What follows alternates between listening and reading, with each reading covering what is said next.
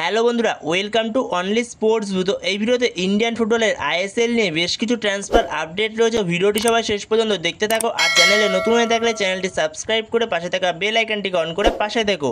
তো ইস্ট বেঙ্গলের নতুন মিডফিল্ডার মোহাম্মদ রাশিদ, তো তার সঙ্গে তো ইস্ট বেঙ্গলের ডিল ডান হয়েই গেছে।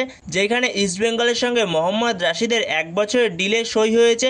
যেখানে 1 বছরের ডিলে সই হয়েছে, আরও 1 বছর কন্ট্রাক্ট এক্সটেনশন করতে পারবে। মানে 1+1 ডিল হয়েছে। 1 বছর যদি সে ভালো খেলে তো পরের মরশুমে তার সঙ্গে কন্ট্রাক্ট এক্সটেনশন করতে পারবে। তো সেইভাবেই ডিলটা তার সঙ্গে করা হয়েছে। তাছাড়াও মোহাম্মদ রাশিদ সে একজন কোয়ালিটিফুল মিডফিল্ডার, যেখানে তার বয়সটাও যথেষ্ট ভালো, যেখানে সে ডিফেন্সিভ মিডফিল্ডের পাশাপাশি সেন্টার মিডফিল্ডের রোলটাতেও ভালো রকমই খেলতে পারে।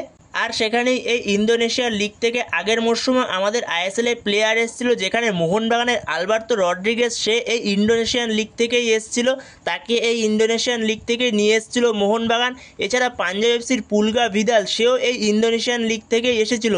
তো তারা ইন্দোনেশিয়ান লিগ থেকে আইএসএল এ এসে যথেষ্ট ভালো পারফরমেন্স দিয়েছে। তো এই মোহাম্মদ রাশিদ সেও ভালো পারফরমেন্সই দেবে। এছাড়াও এই মোহাম্মদ রাশিদ এখন যেই ক্লাবের হয়ে খেলছে ইন্দোনেশিয়ান লিগে পার্সেবায়া, তো এই ইন্দোনেশিয়ান লিগে পার্সেবায়া টিমে মোহাম্মদ রাশিদের সতীর্থ হয়ে খেলছে আইএসএল এ খেলে যাওয়া, মোহনবাগানে খেলে যাওয়া স্লাভকো ডামজানোভিচ। তো সে একসময় আইএসএল এ মোহনবাগানের হয়ে যথেষ্ট ভালো খেলে গেছে মোহনবাগানের ডিফেন্স লাইনে। তো সেই স্লাভকো ডামজানোভিচ সে এখন বর্তমান সময় এই মোহাম্মদ রাশিদের সঙ্গেই খেলছে সেই একই ক্লাবের হয়ে। তো ইস্টবেঙ্গলের এই মরশুমের সাইনিংগুলো দেখেই বোঝা যাচ্ছে ইস্টবেঙ্গল পরের মরশুমের জন্য কতটা মজবুত দল বানাতে চাচ্ছে। তো এরপরের আপডেটটি হলো জনি কাউকো। তো জনি কাউকোকে সবাই চেনো। তো সেই জনি কাউকো যে এখন বর্তমান সময় খেলছে আই লিগের ক্লাব ইন্টারকাশিতে, যেখানে জনি কাউকোকে সবাই চেনো। জনি কাউকো যেখানে ফিনল্যান্ডের জাতীয় দলের ফুটবলার, তার বয়স হলো বর্তমান সময় 34 বছর। আর তার মার্কেট ভ্যালু হলো 1.6 কোটি টাকা। যে সেন্টার মিডফিল্ডার, ডিফেন্সিভ মিডফিল্ড এবং অ্যাটাকিং মিডফিল্ড 3টে পজিশনেই খেলতে পারে, মেনলি সেন্টার মিডফিল্ডের প্লেয়ার। তো তার প্রতি আইএসএল এর ক্লাবের ইন্টারেস্ট রয়েছে, যেখানে নর্থ ইস্ট ইউনাইটেড এফসি আর পাঞ্জাব এফসির ভালো রকম ইন্টারেস্ট রয়েছে এই জনি কাউকোর প্রতি। তো সেখানে জনি কাউকো এখন আইএসএল এ আসে কিনা তো সেটাই দেখার। তো আগের মরশুম থেকেই শোনা যাচ্ছিল যে নর্থ ইস্ট ইউনাইটেড এফসির একটা ইন্টারেস্ট রয়েছে জনি কাউকোর প্রতি। আগের মরশুমে অনেক ক্লাবেরই অফার ছিল জনি কাউকোর কাছে, কিন্তু জনি কাউকো শেষ পর্যন্ত থেকে গেছিল আই লিগের ক্লাব ইন্টারকাশিতেই। যেহেতু ইন্টারকাশিতে কোচিং করাচ্ছিল অ্যান্টোনিও লোপেজ হাবাস, তো সেই কারণে জনি কাউকো ইন্টারকাশিতে থেকে গেছিল, যেখানে অ্যান্টোনিও লোপেজ হাবাসের হাত ধরে ইন্ডিয়াতে আসা জনি কাউকোর। তো সেখানে দেখা যাক পরবর্তী সময় আইএসএল এর কোনো ক্লাবে আসে কিনা জনি কাউকো এই দুটো ক্লাবের মধ্যে। যেহেতু আই লিগে ইন্টারকাশি আর চার্চিল ব্রাদার্সের মধ্যে কে চ্যাম্পিয়ন হবে, তো সেই নিয়ে এখনও পর্যন্ত একটা সমস্যা চলছে। তো সেইখানে যদি ইন্টারকাশি যদি চ্যাম্পিয়ন হয়ে তারা যদি আইএসএল এর প্রমোট হয়ে যায়, তাহলে আইএসএল এর কোনো ক্লাবে আর যাবে না জনি কাউকো। তো তখন সে ইন্টারকাশি হয়েই খেলবে জনি কাউকো আইএসএল এ। আর যদি Churchill brothers I league champion হয়ে আইএসএল এ আসে, তো সেই ক্ষেত্রে জনি কাউকো আসতেও পারে আইএসএল এর কোনো ক্লাবে। তো সেটা পরবর্তী সময় দেখা যাক জনি কাউকো কী করে। তো পরবর্তী সময় এবারে কোনো আপডেট পেলে অবশ্যই তোমাদের সাথে তখন শেয়ার করে দেবো। তো এরপরে আরও একজন ডিফেন্ডার যে আইএসএল এর মঞ্চে খুবই পরিচিত। তো আইএসএল এর মঞ্চে টিডিকে সবারই চেনা, যেখানে টিডি বর্তমান সময় খেলছে মুম্বাই সিটি এফসির হয়ে। তো মুম্বাই সিটি এফসির হয়ে তার কন্ট্রাক্ট শেষ হয়ে যাচ্ছে 31শে মে 2025-এ।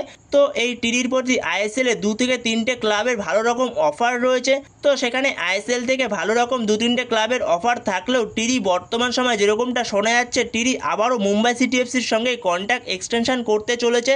তো সেখানে হয়তো মুম্বাই সিটি এফসিতেই থেকে যেতে চলেছে আবারও টিডি পরের মরশুমের জন্য। তো এই ব্যাপারে পরবর্তী সময় কোনো অফিসিয়াল আপডেট আসলে অবশ্যই তোমাদের সাথে তখন শেয়ার করে দেবো। তো এরপরে আরও একজন আইএসএল এর পরিচিতির নাম, যার নাম হচ্ছে সেন্টার মিডফিল্ডার জাভি হার্নান্ডেজ, যে বর্তমান সময় খেলছিল জামশেদপুর এফসির হয়ে। তো জামশেদপুর এফসির হয়ে তার কন্ট্রাক্ট শেষ হয়ে যাচ্ছে 31শে মে 2025-এ। তো সেখানে এই জাভি হার্নান্ডেজের প্রতি নর্থ ইস্ট ইউনাইটেড এফসি একটা ভালো রকম ইন্টারেস্ট রয়েছে শোনা যাচ্ছে। তো সেখানে জাভি হার্নান্ডেজের সঙ্গে কথাবার্তা বলছে নর্থ ইস্ট ইউনাইটেড এফসি। এছাড়াও জামশেদপুর এফসি তারা জাভি হার্নান্ডেজকে ধরে রাখতে চাইছে, তার সঙ্গে কন্ট্রাক্ট এক্সটেনশন করতে চাইছে।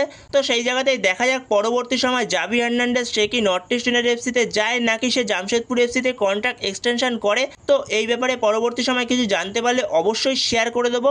তো এরপরে নর্থ ইস্ট ইউনাইটেড এফসির প্লেয়ার দীনেশ সিং, যে centre back, left back, right back সবকটা পজিশনেই খেলতে পারে। তো এই দীনেশ সিং যে নর্থ ইস্ট ইউনাইটেড এফসির সঙ্গে যুক্ত ছিল, যার কন্ট্রাক্ট শেষ হচ্ছে 31শে মে 2025-এ। তো যেরকমটা শোনা যাচ্ছে নর্থ ইস্ট ইউনাইটেড এফসি এই দীনেশ সিংয়ের সঙ্গে আরও 2 বছরের কন্ট্রাক্ট এক্সটেনশন করছে, মানে 2+1 ডিল করছে। মানে এই দিনেশ সিং 2 বছর তো খেলবেই, আরও 1 বছরের জন্য কন্ট্রাক্ট এক্সটেনশনের সুযোগ থাকবে। আপনি কন্ট্রাক্ট এক্সটেনশন হয়ে যাবে সে যদি 2 বছর ভালো খেলে। তো এই দিনেশ সিংয়ের সঙ্গে কন্ট্রাক্ট এক্সটেনশন করছে নর্থ ইস্ট ইউনাইটেড এফসি।